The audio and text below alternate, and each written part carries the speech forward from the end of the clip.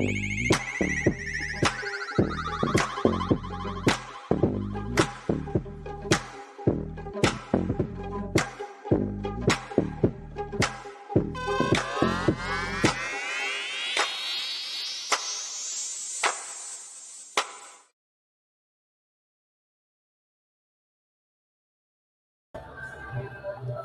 everyone, and welcome to Night School. I'm Lynn. I'm Aria. And we are part of the Nightlife Night School team at Cal Academy in San Francisco. We mix a little science, music, culture, and more, bringing this to you both in person at our weekly Nightlife events, which is where I am right now, and virtually on our monthly Night School programs, which are the first Thursdays of every month. Tonight, we are actually going to LightSchool. We're going to be talking all about bioluminescence and the inner workings of nature's glow. Yes, and so good to see you all coming from all over the place. We've got all over the country and out of the country, so hello and welcome. We've got some really amazing guests lined up today, 3 of them. First up is Dr. Allison Gold, our very own from the Academy. She's a research scientist, and we'll be talking a little bit about her work with bioluminescent fishes and their related organisms. And then we have Emily Lau, who's a PhD candidate at UC Santa Barbara, who will also be talking about her work with bioluminescent organisms. And we'll wrap up with Iyvone Khoo, who is an artist specializing in bioluminescent related art. And she will be, she's actually the one who provided us with the amazing images that you're seeing on this screen today. So you'll see more from that perspective from her. Yeah, we've got a really great lineup today. As always, tonight's program is live, so continue saying hi, letting us know where you're watching from. I always love seeing that we're not just in the Bay Area, so it's really cool seeing that.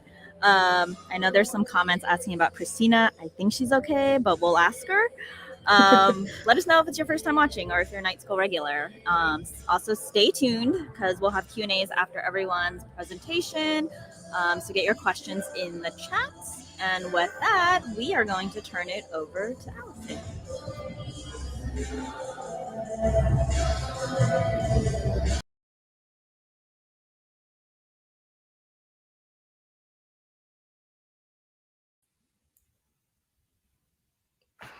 Hello, everyone. I'm Allison Gould. I'm a research scientist at the California Academy of Sciences. And tonight I'm going to tell you all about bioluminescence and specifically about the research that I'm doing to understand how animals work together with glowing bacteria to make these really special bioluminescent symbioses. But first I wanted to kind of do a little exercise with you. So the word bioluminescence is up on the screen, and I want all of you to kind of think about what you know about bioluminescence and sort of what images pop into your head when you see that word. And before maybe if you aren't familiar with the word, I'll give you a quick definition to kind of get your brain thinking a little bit. So bioluminescence is the chemical production of light by a living organism. Okay. So maybe some of you have thought about this image, which is the bioluminescent phytoplankton that you sometimes will see on different shores along the globe. Some of you may have thought of fireflies, which are also bioluminescent, especially if you're not thinking in the marine world so much, but if you're in the mountains or maybe southeastern US, there's a lot of fireflies in the summertime.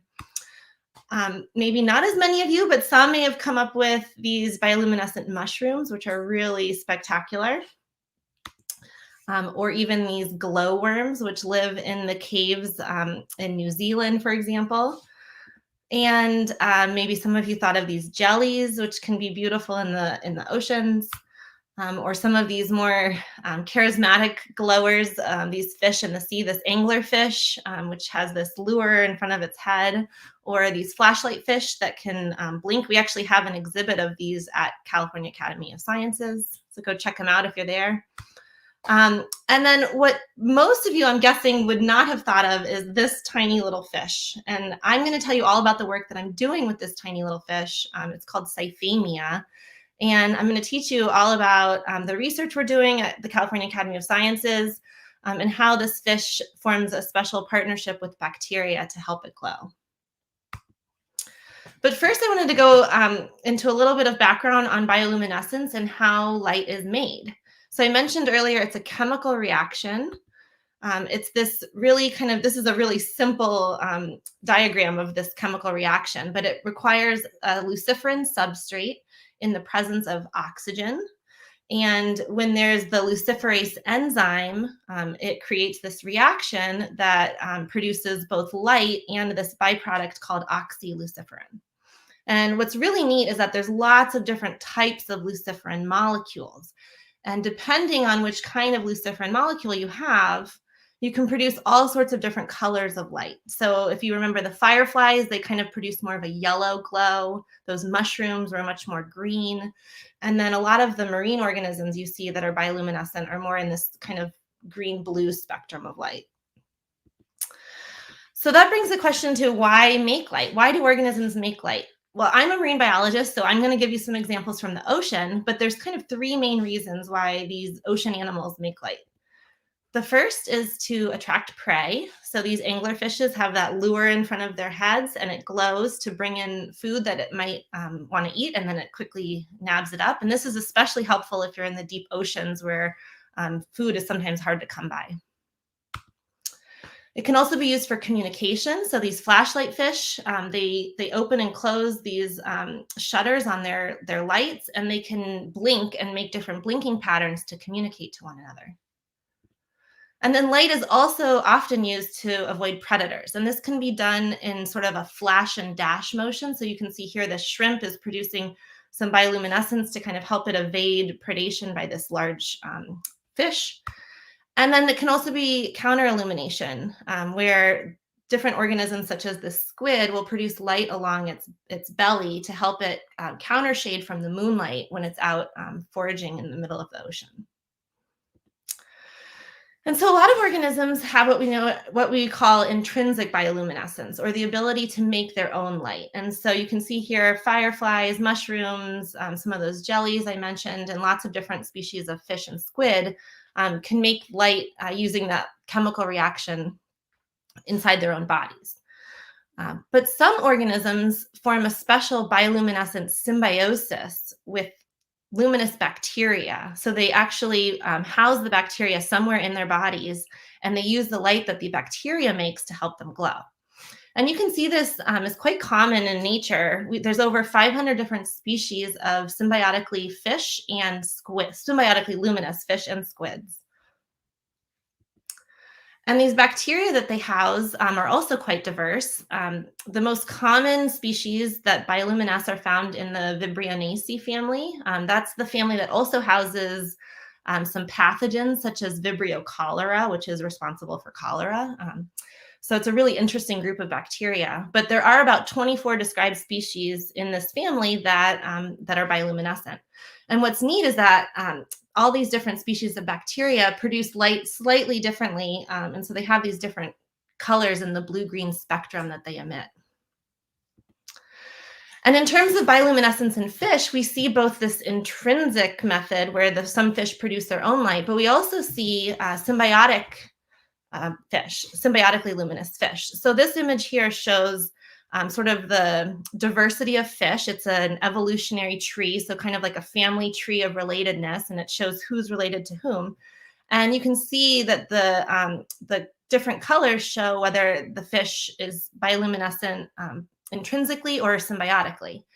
And what I'd like to point out is that there's 17 different origins that have been described thus far of symbiotic bioluminescence across the fish tree of life. But the big problem is that most of these fish are really challenging to study. So most of them inhabit the deep oceans, or they have these pelagic lifestyles where they're out swimming in the open ocean, and they can go huge distances. So it's really challenging to study them in their natural environments. But that brings me to my work, which is this work with this small genus of cardinal fish called Siphonia, which inhabit coral reefs throughout the Indo-Pacific. And they're really charismatic, small coral reef fish. They're about 3 centimeters on average, so they're really tiny. But they inhabit different host organisms on the reef. So you can see some of these species here are tucked up against different corals.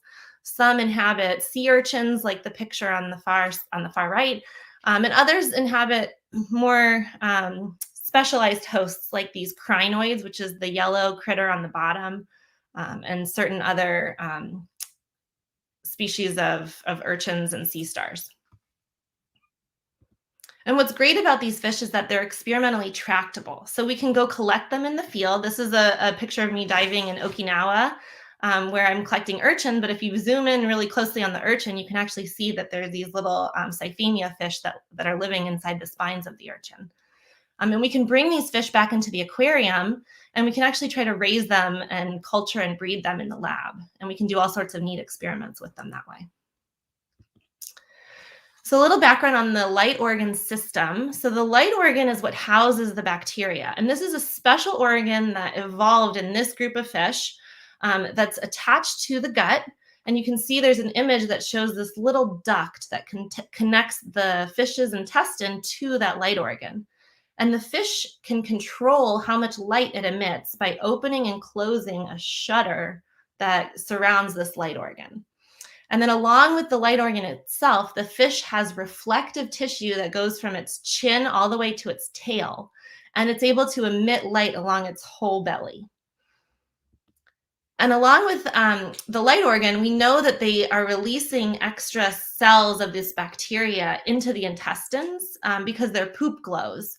So this is a way for them to make room for new bacterial cells to keep growing throughout the fish's life. And so far, our work has kind of looked at the ecology and the natural history and understanding the biology of the fish. So we know that they're paternal mouth brooders, which is one of my favorite attributes. So the papas are the ones that carry the eggs in their mouth until the larvae hatch. And they actually will hang out there for a little bit longer before the father will spit them out into the plankton. And then these larvae will go out into the open ocean, and they live there for about a month. So they're out swimming in the open ocean trying to find a reef to settle on. And it's sometime during that month-long pelagic phase where the larvae find their bioluminescent bacterial symbiont.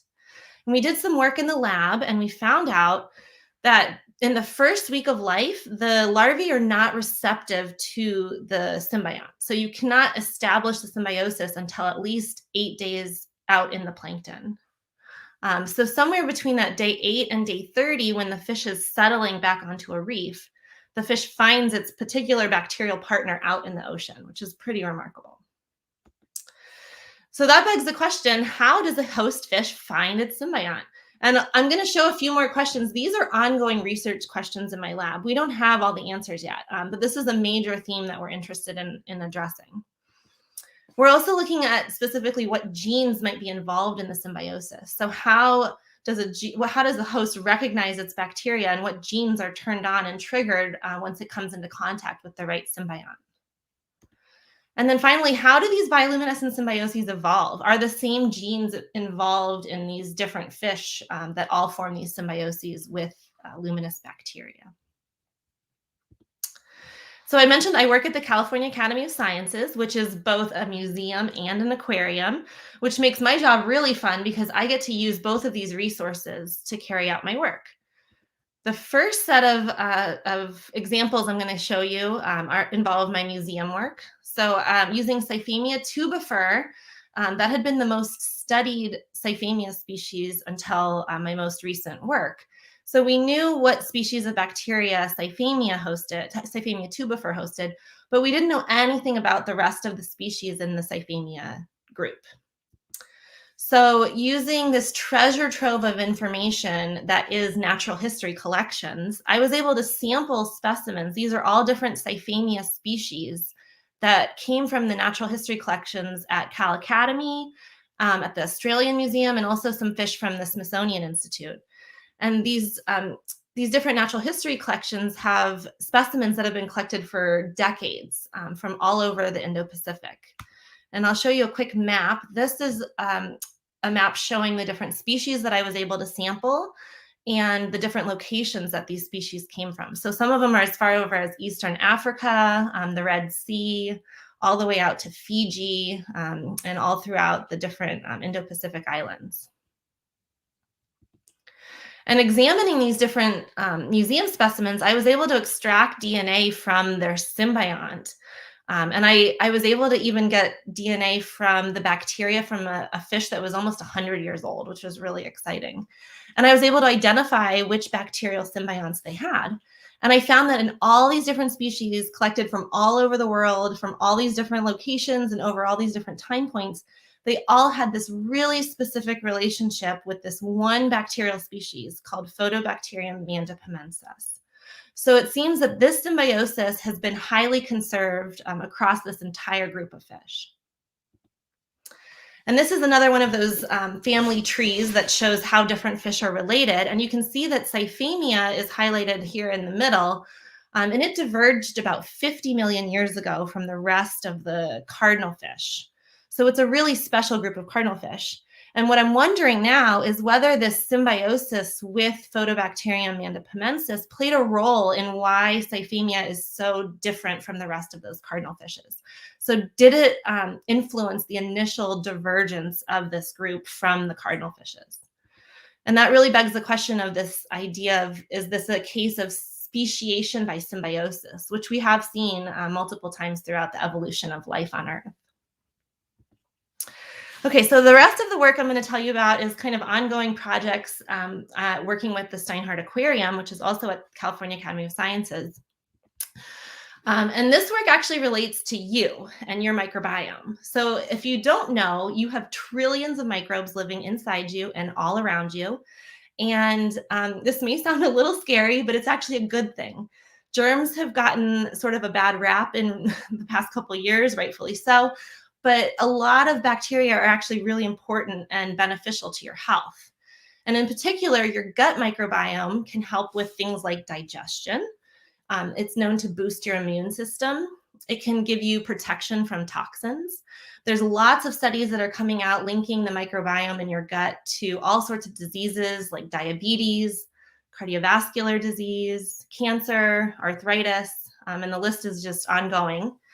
And it's also being connected to your mental health, which is a kind of a new frontier in this microbiome research, where they're calling this the gut-brain axis. And certain conditions like depression and even anxiety are being linked to your microbiome. So as a researcher, studying the microbiome in humans is really daunting. It can be really challenging. Doing work in general in human models is, can be impossible sometimes. So the research community has really relied on model organisms to do a lot of studies. And some of the great models we have for symbiosis research include things like the fruit fly, the little roundworm C. elegans, mice, and even some other fish, the zebrafish. But all of these systems have their own strengths and their own limitations. And so what I'm doing in partnership with Cal Academy is developing this Syphemia symbiosis as a new model. And I think it's a really great model that fills a niche that's been missing, which is a simple binary or one-to-one relationship where there's no other background noise. So anything that we see, we know is attributed to this relationship between the symbiont and the host. To add to that, it's a vertebrate. So there's a lot of similarities to us as humans and our own immune system. And the symbiosis is gut associated, which is great for studying gut microbiomes. And it's experimentally tractable. We can raise both the fish and the bacteria without one another. So that really opens lots of doors for all sorts of different types of experiments and work that we can do. And so in developing this new model, one of my primary goals was to sequence the genome of the fish. So I just released this paper that shows the fish's genome. We learned a lot about it. And now that we have this as a resource, we can move forward looking at all sorts of interesting questions, trying to start to pin down what that conversation is that happens between the host fish and its bacterial partner. We're also working in the aquarium to breed the fish. So I'm showing here one of our male fish that's carrying a brood of eggs in his mouth. And once we got larvae, we can start doing really exciting experiments looking at the symbiosis. So these are some of our ongoing questions. Right now we have more questions than answers, which is exciting, but also sometimes frustrating. We have questions like, how does the host actually recognize its symbiont from the environment? What are the immune responses when the host comes in contact with its beneficial partner? We study the immune response a lot in regards to negative bacteria or pathogens, but what about its beneficial partners? And then how does the bacteria actually colonize the host? What are the mechanisms and the steps involved in that bacteria ending up in that light organ? And then finally, this is all going to help us get back to those core symbiosis genes. And so what genes are actually involved in the symbiosis? How did this partnership come together and evolve in nature?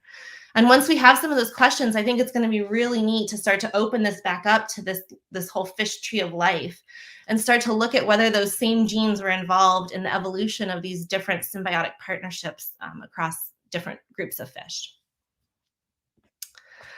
So I'd like to thank all of my collaborators, all the people that have helped with the work, my funding agencies, and of course, Cal Academy and Lynn and Aria for hosting. And with that, I think I have some time for some questions. Hi, Allison. Thanks so much. My mouth was like, like dropped the entire time. This was like, this is a very cool Night School episode just for the visuals alone. But like, yeah, your research is incredibly cool. And we have many questions, so I'm just gonna get right into them. So first of all, clarifying this thing of like these fish, so their bacteria, as they replenish, like get flushed out with their poop? With their poop. Is that yeah. like, Yeah, so the bacteria, they'll actually stop glowing if they get old. And so this is a way to make sure that they get new cells. Bacteria clone themselves, right? So they just keep growing. And so if you get rid of old cells, there's room for the new ones to grow and glow. Yeah. Oh, super cool. And so is that the case with a lot of other light organ animals? Like, yeah, they have the ones that have bacteria. Yeah, they have some way of expelling the extra cells. Cool. Super cool. And then is this particular bacteria species that was found in Syphemia, this fish, like, does it also live on its own out there? Like, have we seen it survive on its own? Yeah, that's a great question. So they live all over the place. They're kind of opportunistic. So they're found just free living in the plankton. They're found on the outside of different marine animals and, zooplankton and other fishes and things like that. So they're kind of opportunistic.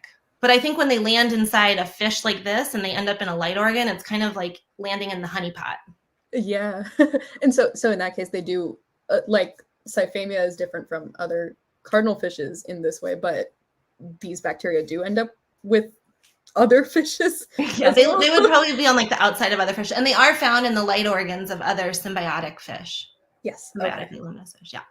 Gotcha. Okay. Super cool. And we have a question from Annie, who asks, why might these fish only take on these symbionts after those 8 days? Like, why not earlier? And are there any advantages, disadvantages? Yeah, that's a great question. So because they're mouth brooders, we really thought this would be a great opportunity for them to directly transfer from like parent to offspring, like their bacterial symbiont, which happens a lot in other systems. But I think this has something to do with the immune system. We don't know yet, is my answer, but I think it could have to do with the immune system. So maybe, or just the development of the light organ itself. But perhaps the fish needs enough time to develop to become kind of ready or capable to receive a bacteria. It's pretty risky to let something live inside of you like that. And so maybe it needs to ramp up its system, or just the tissue itself needs to mature enough to the point where the bacteria can colonize the light organ. Yeah, that totally makes sense. Almost like, I mean, I actually don't know how this works off the top of my head, so I guess this is another question, but like with humans, is that kind of like a similar process of like immune system, microbes? Yeah, I mean, we get our microbiome usually during birth, and our microbiome changes as we age. So our infant microbiome is much different than our older microbiomes, but it's very much transferred from mother to offspring. So maybe not quite the same, but okay, gotcha. So the fish have something going on that we don't, but still similar concept of microbiome of some sort. Cool. And Maria in the chat asks, are these bacteria considered extremophiles since they're living inside an organism? I think that goes back to our previous conversation that they are found in this fish, but they're also found lots of other places in the ocean. So they're not just specific to this one fish. Gotcha. But that's a neat question. Yeah. And one more question is, do we see this like speciation by symbiosis thing that you were kind of talking about in other species? Like, yeah, I mean, it's happened a lot, and well, I mean, not a lot, but there have been some really important versions of this. So the mitochondria, which is every powerhouse of the cell. It started off as a bacteria that became a symbiont. So that is like a classic example of speciation by symbiosis, where a cell acquired that mitochondrion as a symbiont. Yeah, so that's kind of like the landmark. And same with plant chloroplasts, for example. The chloroplast was a bacterium that ended up in the cell. So these kinds of events have happened throughout evolution, but I think the more we start to look for it, we may see it more often. Yeah, it's just sometimes hard to find. Totally. Yeah, it's like a really specific thing that you're searching for. And one question that we've had asked a couple times actually is just the overall benefit of this bioluminescent symbiosis to these fish and what it means for them. Yeah, we don't have like an empirical study to back our hypothesis yet, but I think because the whole fish's belly glows, they have reflective tissue that emits light. My best guess is that they're using it for counter illumination. So they are nocturnal. The fish go out and forage at nighttime, and I think they're matching the moonlight to prevent predators from seeing them from below. Yeah, cool. Okay. Yeah, and you see a lot of that in the ocean and other places, like you were mentioning earlier. So yeah, cool. Well, looking forward to hearing more about how your work goes over time and as you learn more. But I think that is about all the time we have for questions. And thank you so much for sharing with us today. And we're going to bring on our next guest, Emily, to share a little bit more about how bioluminescence evolves across organisms and species. So everybody in the chat, stay tuned. Thanks again, Allison. Yeah, thank you. Good night.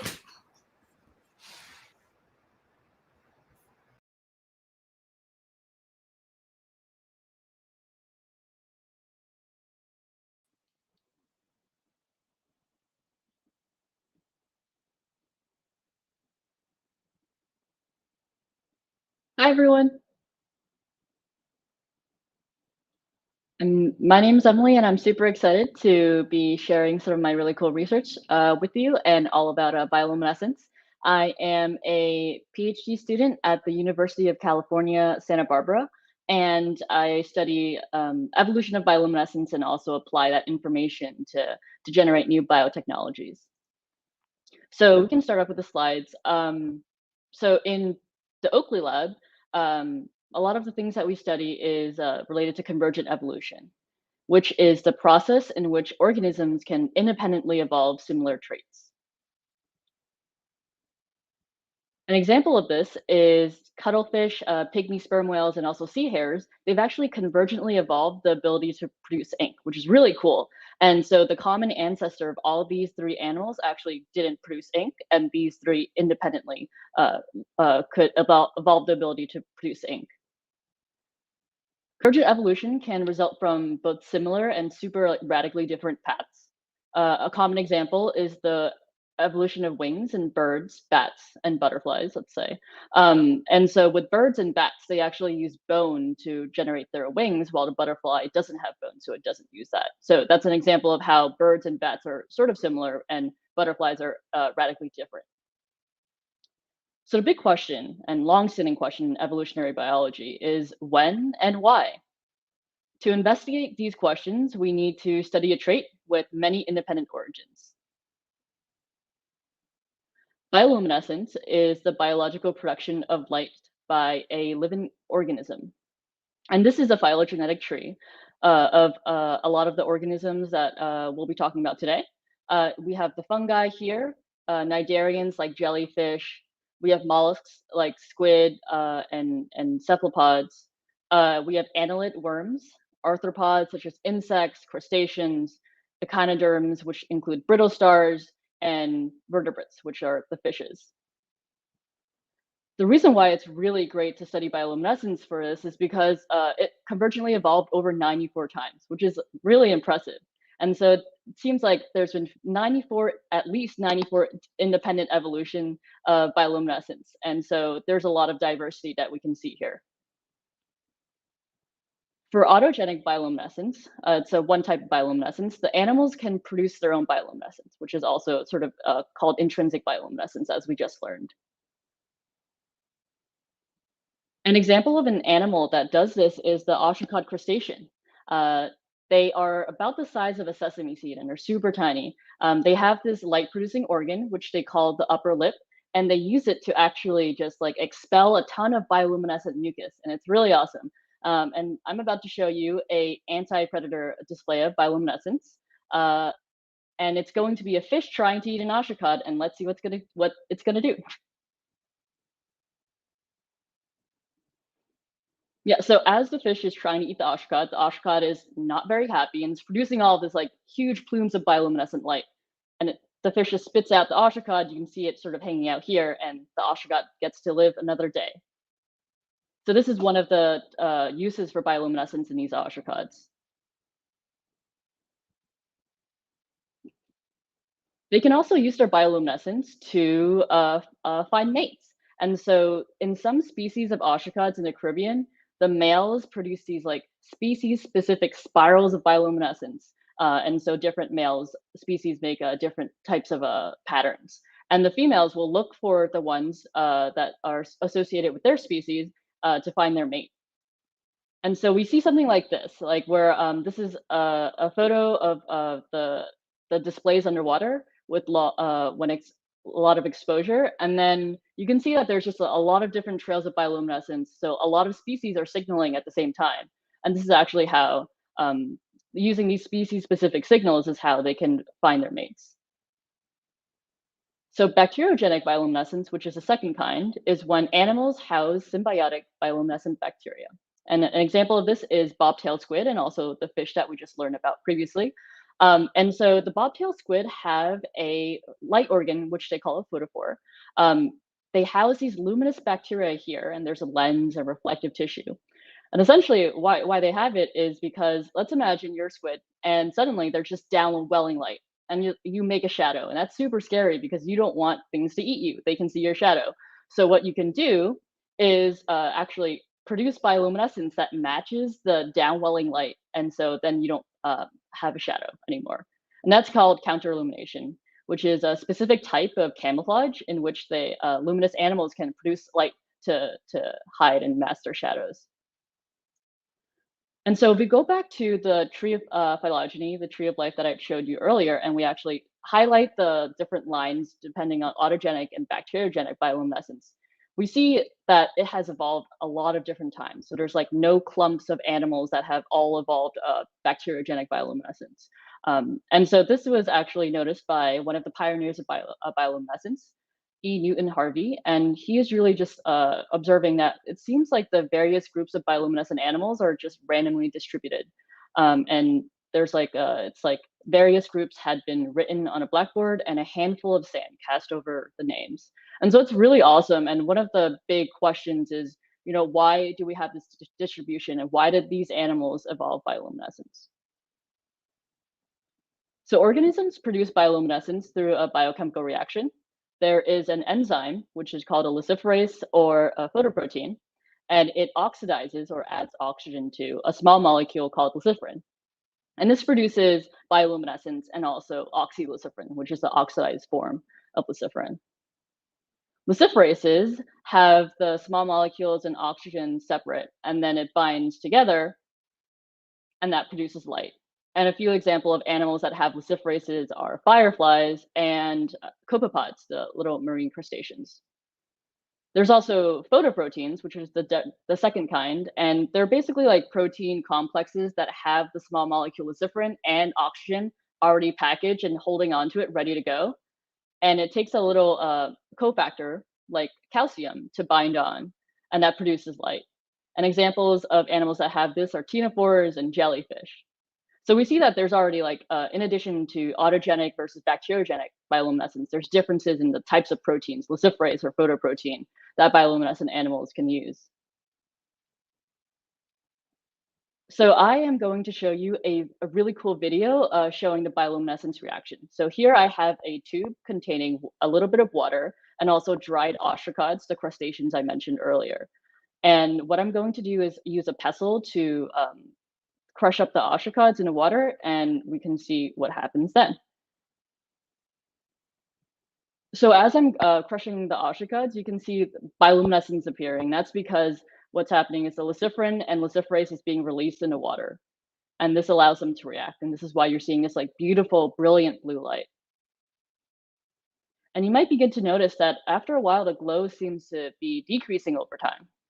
And this is because the small molecule luciferin is getting oxidized. And once it's oxidized, it can't be reused by this ostracod to produce light. So it causes the bioluminescence to decrease over time. So some organisms use unique luciferins, while others produce light by using the same luciferin. For example, fireflies have this type of luciferin structure, fungi have this type, and many animals actually use this type of luciferin called cylindrazine. Copepods, ctenophores, vampire squid, lanternfish, sea pansies, brittle stars, and jellyfish, they all use cylindrazine, which is really cool. And sort of similar in terms of vargulin, the ostracod uses vargulin and a couple of different fishes. So although these animals use the same luciferins, some use similar luciferases to catalyze a bioluminescent reaction, while others use like radically different ones. For example, the sea pansy and brittle star are hypothesized to use similar luciferases, but the copepod uses a completely different one. So that's an example of how luciferases can differ even though they use the same luciferin substrate. And so it seems like there are many ways to evolve a luciferase, which is really cool. And now we're getting to learn a lot more about the different types of luciferases and exactly what they are and how they're evolving. Not all bioluminescent animals can make luciferin. So I've highlighted the ones, the animals I've shown here that can make luciferin. So fireflies make their own, fungi make their own, ctenophores and copepods can make cylindrazine, and ostracods can make vargulin. But if the animals that use cylindrazine can't make it, or vargulin, they can't make it, then how do they get it? Well, they get luciferin from their food, which is really cool. And so actually there's even a recent discovery on the golden sweeper pear precanthus. And it turns out it can get both luciferase and luciferin from its diet. And so the top image here is a picture of the fish. This is the fish and this is the belly. So they have their light organs on their belly. And then this picture is actually a picture of their bioluminescence. And it's really exciting because bioluminescent photos are usually pretty hard to take. And so this is some really cool work that just was published recently. And it turns out they eat this little tiny ostracod. It's bioluminescent and it is hanging around at night, and so the fish will eat it, and then it can take both the luciferase and luciferin from the diet. And this is called kleptoprotein bioluminescence, which is when an animal can produce light using a luciferase that they take in from another animal. And so there are many more uncharacterized bioluminescent systems. If we take a look at that tree that I've been showing you, we only have begun to like scratch the surface of characterizing bioluminescent systems. We know a little bit about the fungi and mollusks, and a little bit about the marine worms now and arthropods, but really like the echinoderms, fishes, and other types of mollusks is just really unknown. So there's a lot to do, and it's a really exciting time to be in bioluminescence now, because we have so many new technologies that will allow us to do these investigations. So the big question that evolutionary biologists want to answer is, when and why does evolutionary convergence actually take similar and radically different trajectories? And it seems like bioluminescent animals, sometimes they take similar ones, and then sometimes it's totally different. So it's a really amazing system to study convergent evolution. And so by tackling this fundamental question, we can investigate more luminous organisms and compare the biochemistry of their bioluminescent systems. And this is how we can actually apply biochemistry and evolutionary biology together. And so with that, I think I have some time for some questions, and I can leave it on the screen here to leave you thinking about these questions. Hi, Emily. Hi. Yes, there are many questions. I'm going to leave your slide on there for like a second while I do some production stuff. Do you want me to leave it on, or do you want me to take this? Oh, you can slide leave off? it on. It's fine. Yeah. Okay, cool. We can just be tiny in the window. First of all, 94 independent evolutions is crazy. It is, yeah. There's just really great comments just chatting about that and how like amazing and complex like varied bioluminescence is. Anyway, let's get to the question. So one question is there an advantage or disadvantage to the eating bioluminescence method versus the symbiotic bioluminescence method? Yeah, that's a really great question. So it depends on, whether these animals, like usually it would eat bioluminescent animals and if it's available to them. For symbiotic bacteria, they need to have a specialized structure that is capable of recognizing specific bioluminescent bacteria and housing them. And if you eat the animal, then you can get sort of like how you get nutrients from food. You can get the small molecules, but you still have to figure out what to do with it. So it's two different evolutionary trajectories. Both are pretty difficult to make, and bioluminescence is a complex trait. So it's really amazing that a lot of animals have done it have independently evolved bioluminescence so many times. Yeah. Are there any, I'm just thinking about how you said if like the organism would have to have like that specific organ. Are there any negative effects if they don't? Does like anything happen? Yeah, so it all has to. It's not that the organisms just have the organ outright and then they're getting the bacteria. It's just that slowly over time in evolution, then you get different parts of the bioluminescent system that evolve and integrate to form like a super complex unit, super complex organ where they can house the bacteria. So we're not exactly sure exactly how it evolves, and that's one of the ongoing questions that the lab is trying to answer. But yeah, it seems like absolutely fascinating that just even having by starting to get a little bit of bacteria and through evolutionary time, you can evolve such a really amazing complex organ. Yeah. Follow up. Stuart asks, how do these animals that are eating the glowing organisms don't digest the proteins and instead it channels them properly to actually show the bioluminescence? Yeah, so that is an absolutely amazing question, and we do not know.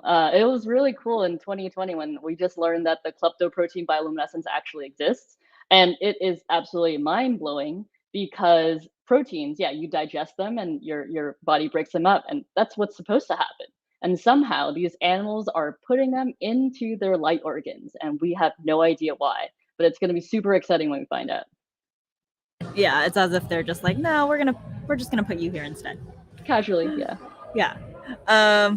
Okay. Maria is asking. So, looking at this massive tree, Maria asks, "Are there any bioluminescent yeasts?"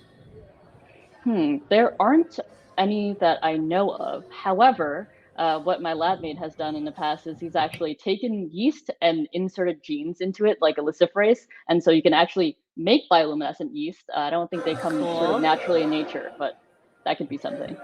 Oh, interesting. Yeah. All right. I think we have time for a couple more questions. Orle, I hope I pronounced that right, asks, "Do sea pens produce their own bioluminescence?"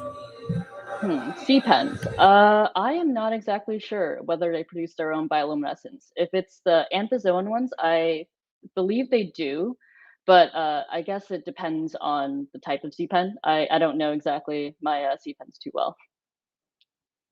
Cool. Last question. Generally, can you tell us a little bit more about the value of studying convergent evolution and how it helps us better understand the natural world? Yeah, it's just the biggest question is like, is evolution repeatable? How is evolution? How are we seeing all of these like similar traits?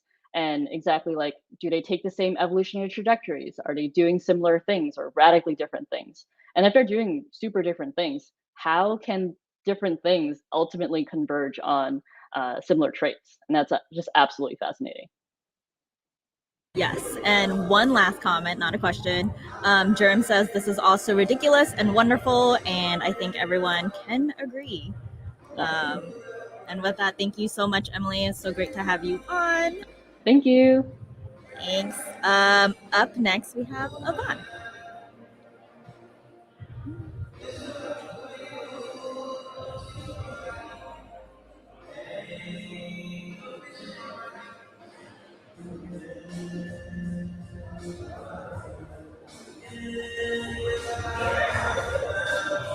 Oops, sorry.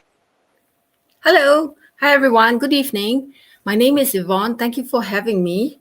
I'm a multimedia artist with an MA in Fine Art, and I graduated from Central St. Martin's in London. So in the multimedia landscape, I create videos, photographs, installation, and 3D sculptures. So my work explores the overlapping ideas between nature and the artificial. So I'll be sharing with you the making of Infinity Cube and the challenges of filming Infinity Cube, especially bioluminescence.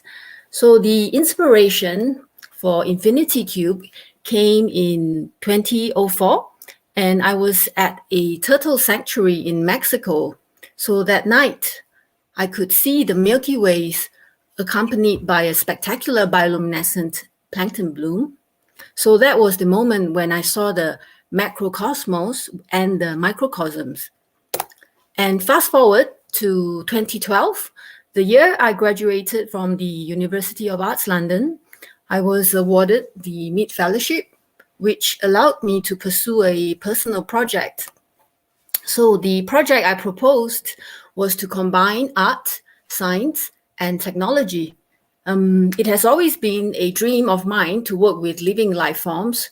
So the aim of the project was to reimagine the experience and the phenomenon of bioluminescence combined with art and tech. So the premise of the project was to make music with the glow of plankton and to create an immersive environment with film footage. So step one for me was to set up growth, and step two for me was to achieve a healthy growth rate so I could get a very bright intensity of glow. And step three was to obtain signals to convert light to sound. So I practically started the project with zero experience in biology, and I didn't really have any context in the scientific world.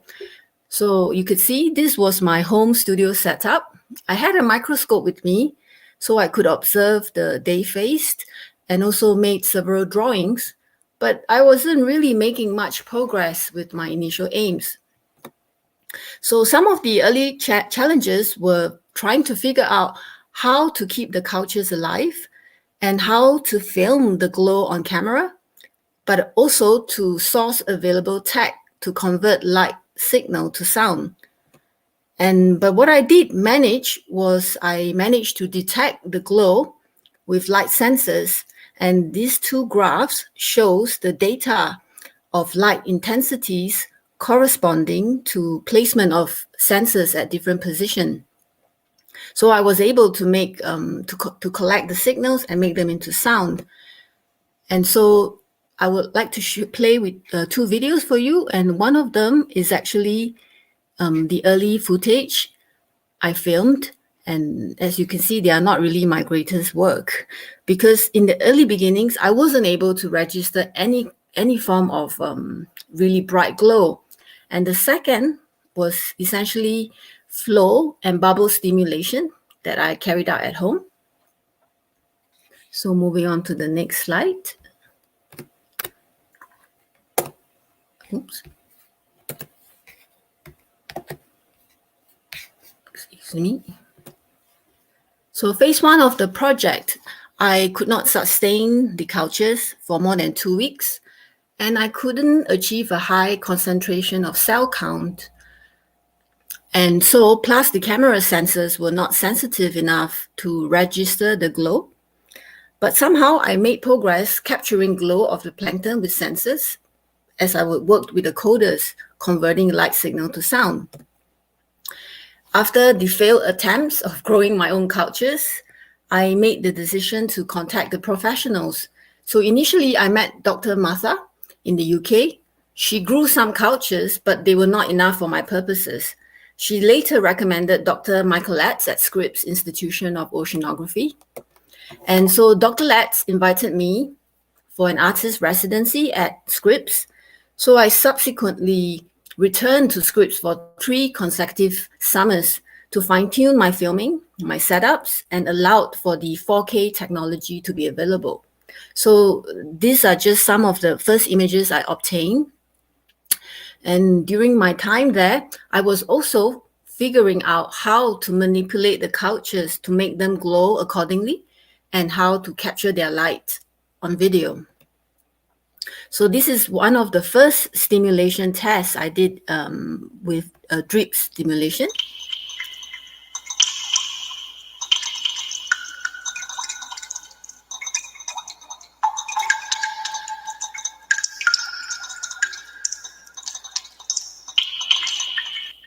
Okay.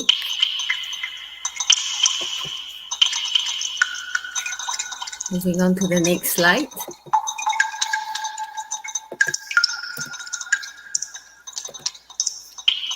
Okay. Oops, sorry, excuse me. So I was also exploring fluid dynamics using flow to stimulate the glow. And this video also shows part of the test that I conducted in the lab.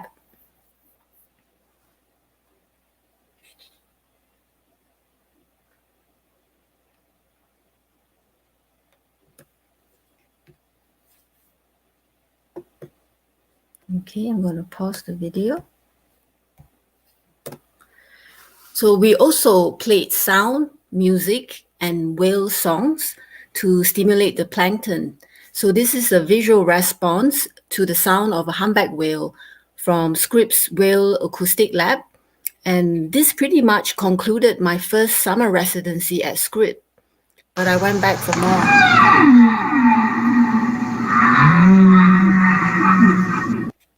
So the next slide. Okay, so during my second residency, I returned to film sound stimulation using a singing bowl. And during this time, I also fine-tuned the flow paths design and camera setups.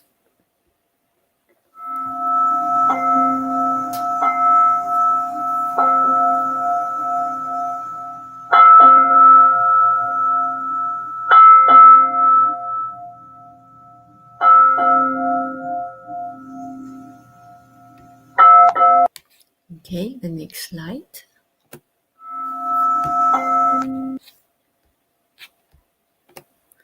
So the next slide is actually a composite of various recordings of singing bowls.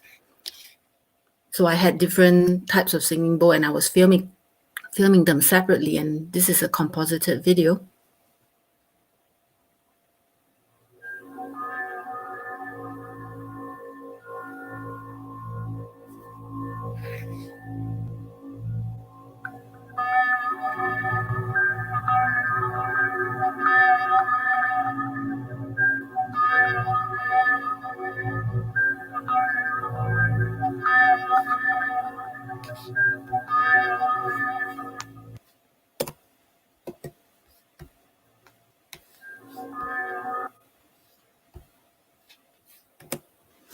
And in the next video, it shows a different configuration of flow paths. So we were placing different magnets and creating different flows for the dinoflagellates to move towards. And this is some of the composited videos.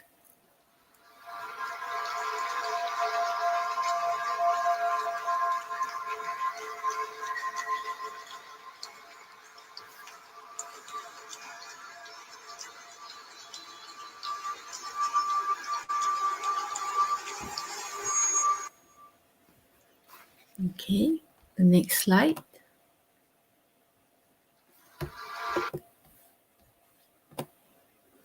So for the third residency, I returned for the third residency, And this time, my aim was to capture the highest magnification possible of the glowing cells without a microscope.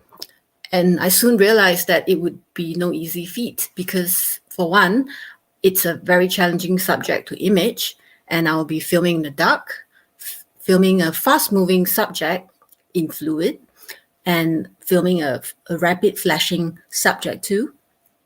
And I'm also filming in very, very shallow depth of field. And in a very small field of view between 10 millimeter to 50 millimeters. And the cells are measured between 30 micrometer to 1 millimeter. And the light emission is less than 20 millisecond. And each flash would last for about approximately 100 millisecond, which is equivalent to 0.1 second.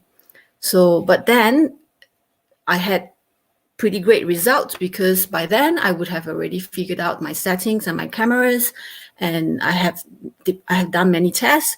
So I was able to finally obtain some high magnification of unrestrained cells in flow without the use of KCl, which is essentially potassium chloride. So the reason I didn't use it was because it would make the cell release all their glow, and ultimately it would kill them. So the aim was to make them glow without really harming them. And which is one of the reasons why we tried all these different techniques. And this is another GIF animation of my footage. So I will show you the next video, which is really for me, the holy grail. And gauging from Dr. Lat's reaction, I knew I was in a good place. So during this time, I was introduced to the new director of Birch Aquarium, Harry Helling, which resulted in the commission of the Infinity Cube. So I will play for you this video, which starts from which is like a medium-sized magnification, and it progresses to a much larger magnification.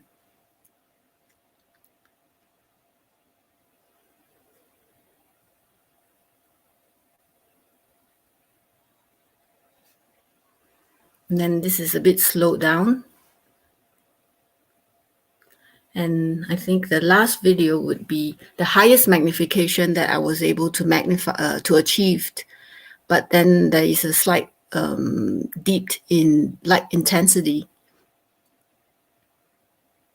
So this is actually the largest magnification I was able to achieve in flow. Okay, so moving on to the next slide. Oops, excuse me.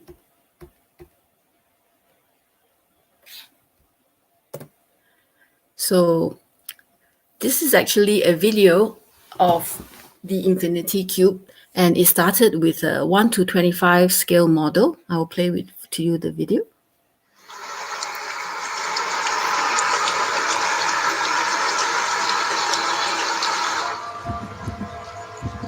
And that's actually the cell responding to the sound of a human heartbeat. And moving on to the next. I think I'm pressing the wrong button.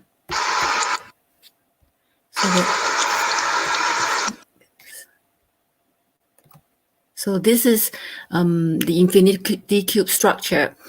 It is video mapped to create the immersive feel of being engulfed in the fluid movement of bioluminescence, and the viewer could see themselves reflected in infinity.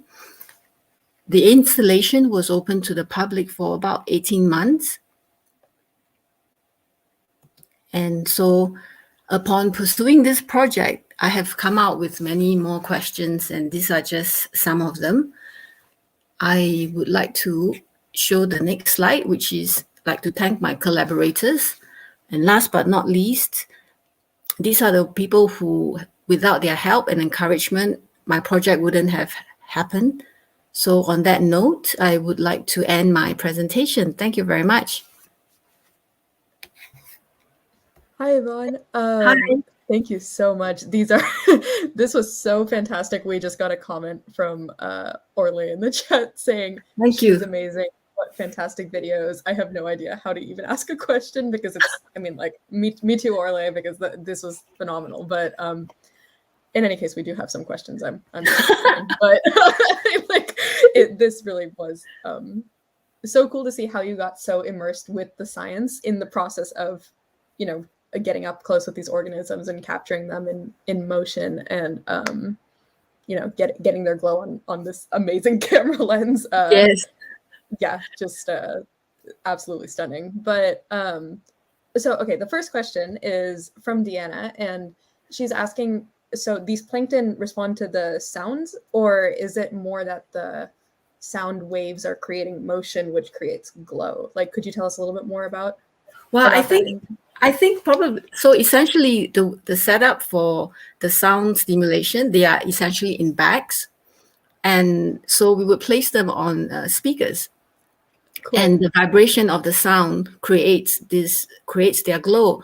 So I guess the question would be, is the sound creating pressure so that it's essentially mechanical stimulation of the sound waves that causes them to glow? I mean, I think that's a question that the scientists would be more qualified to answer. But for me, the other experiments that we actually carried out was inside the singing bowl. So essentially, we have the plankton in a singing bowl, and you're looking from the top. And as you play the bowl with a mallet, the vibration of the bowl creating the sound essentially vibrates into the center of the bowl, and the plankton responds to it. So yeah, so is the sound creating it, or is the vibration, or essentially they are probably the similar things? Yeah. Oh wow, so cool. That makes a lot more sense. And I do remember. Oh, sorry. I hope it makes sense. Yeah, it totally makes sense. And I think I remember Emily saying earlier that it was like, you know, she would crush the ostracods, and that created motion and everything too. So it, totally makes sense with what you're saying. And I didn't realize that they were literally in like a crystal bowl, and that's what was happening. So very, very cool. And okay, our next question is, have any scientists that you've worked with been able to confirm if they actually bioluminesce out in nature from these sounds? Or was your trial with music like one of the first with music that, you know, like that has been done? Because I don't think I've seen other. No, I think when I spoke to Michael about this, he essentially said that it would be a mechanical kind of like stimulation, but in sound waves. So I think he's aware of that, but he has not really tried playing music to the plankton. So next experiment. Just like, that's an experiment. But what we are really curious about is we've actually filmed them from top down in a one plane view. So the next thing for us is to really see if we are able to submerge the speakers into fluid. Oh, wow. And how would that then visualize in a 3D space? So I think I would need a lot of plankton for that. and a pretty big tank. Yeah. So it's possible, and it will be exciting to find out. Yeah. To see how that looks. Yeah. So cool. And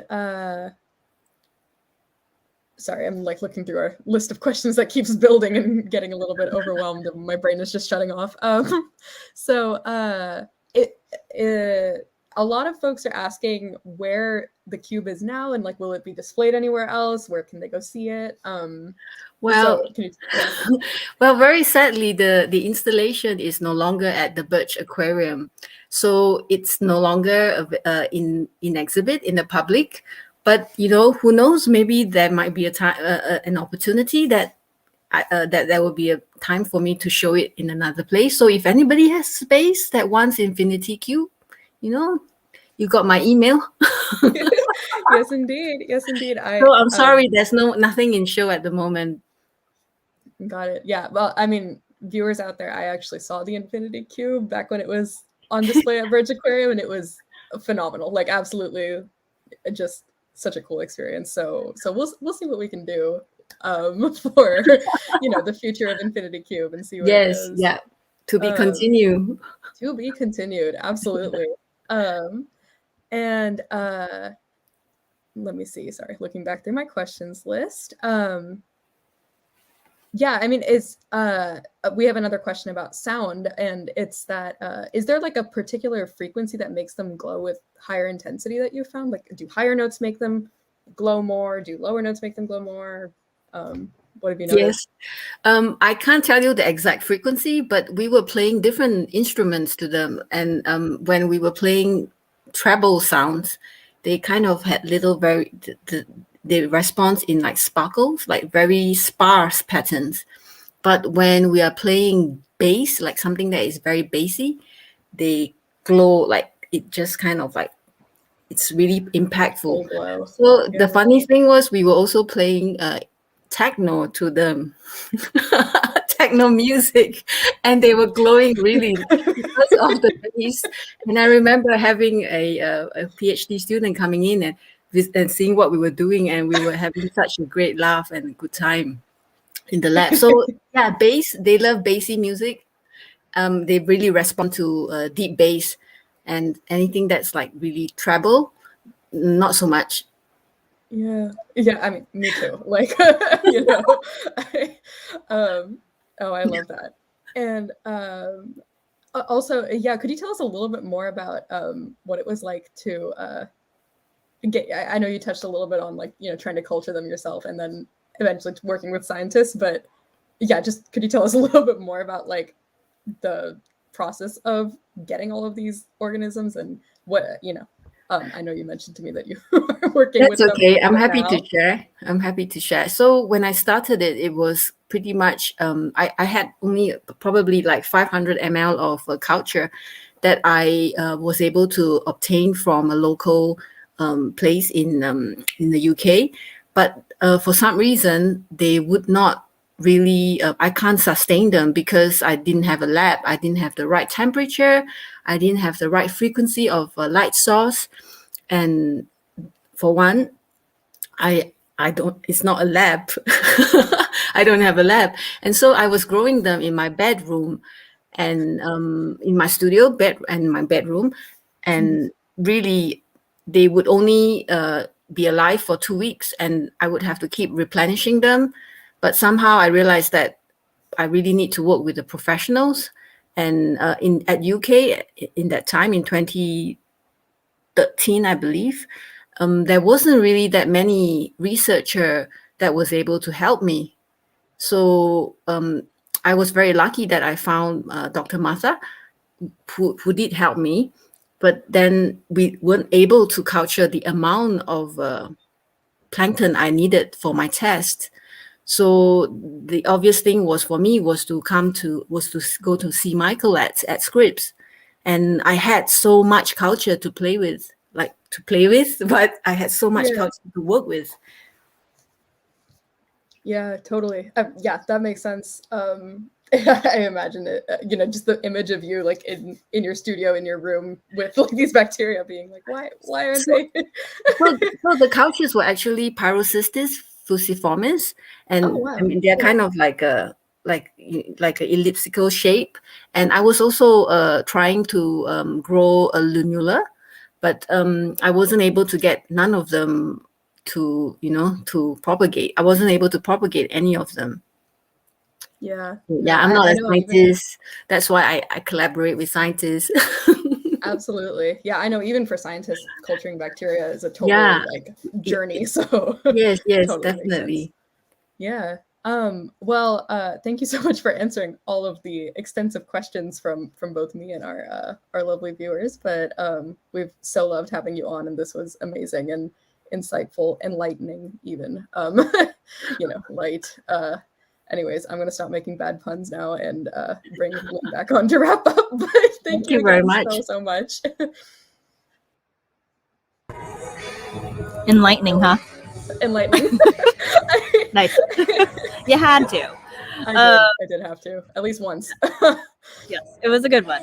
Okay, well, thank you everyone for joining tonight. And of course, special thank you to Allison, Emily, and Yvonne for being our presenters. We loved it. Yeah. Next week, not on Night School, but in person at Nightlife, we actually have kind of a follow-up to this. We are doing a neon nightlife. So Allison will be back in the Academy in person. So if you want to hear her in person, if you're in the Bay Area, please come check us out. You might also see some of the fish specimens or specimens of some fish that were mentioned in some of the talks. So come hang out if you can. Otherwise, next month, December 2nd, we will have Night School again. It is still in the works, so we can't share our theme just yet, but check back on our website for more details in the coming weeks. Yes, and subscribe so you'll be notified right away when we come back for December 2nd. And I see some folks asking if this presentation will be available, and yes, it will be. The YouTube link that either you're watching on right now or is linked in our Facebook page, that's where it will live for the future time. So yeah, stay tuned. Rewatch this recording if you want to see beautiful bioluminescence all over again in full screen. Yeah, thanks so much for tuning in this time. Thanks, everyone.